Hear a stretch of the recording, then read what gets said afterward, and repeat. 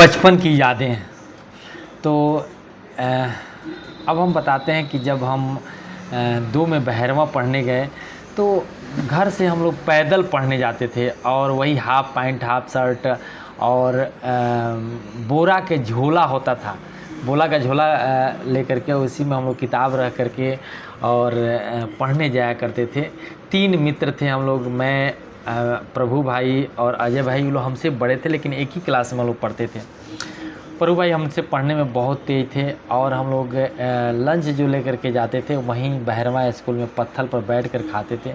खूब खेलना, और वहीं पर एक बाज़ार लगता है तो वहीं पर हम लोग 12 बजे खूब खेलते थे। हाँ, पढ़ाई उस समय वहाँ पर होता था, बड़ी पिटाई भी होता था। और याद है उस समय हम लोग वर्ड मीनिंग के लिए बड़ी पीटे जाते थे। वो मार साहब थे, शंभू मार साहब, और वह इतना मारते थे नहीं याद होता था। उस समय हम लोग को याद है कि 25 पैसा पर डे का शुल्क, दंड शुल्क लिया जाता था।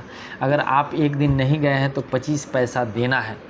थोड़ा सा अगर विद्यालय में अगर आपको लेट हो जाता है, समय से नहीं पहुंच जाते तो बड़ी पिटाई, अगर नहीं गए तो भी उसके लिए पिटाई। हमको याद है कि जब हम लोग जाते थे तो मूंज को बांधते थे, मूंज को गिरह बांधते थे कि मूंज बांधने से गुरुजी नहीं मारेंगे। उधर ये होता था, क्या नाम है, गधा भी खूब चढ़ता था, तो गधा को ढेला से मारते थे, पत्थर से मारते थे कि यह बोल देगा तो यात्रा सही हो जाएगा। यह सब बचपन का, क्या नाम है कि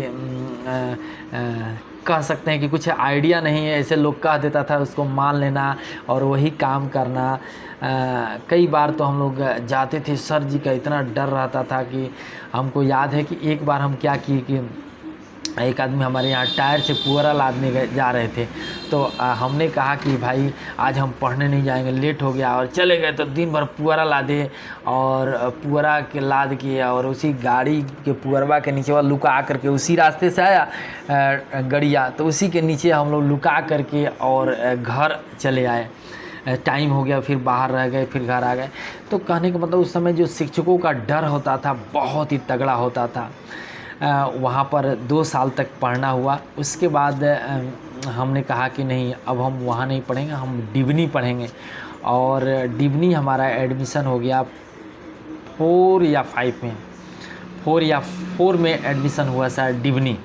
तो डिवनी हमने पढ़ाई शुरू किया, और डिवनी उत्तर प्रदेश में है, और वहाँ पर बहुत सारे मित्र हुए, बहुत बढ़िया पढ़ाई चला, बहुत अच्छे, क्योंकि उस समय हम गीत भी खूब गाते थे, तो स्कूलों में गीत गाना होता था।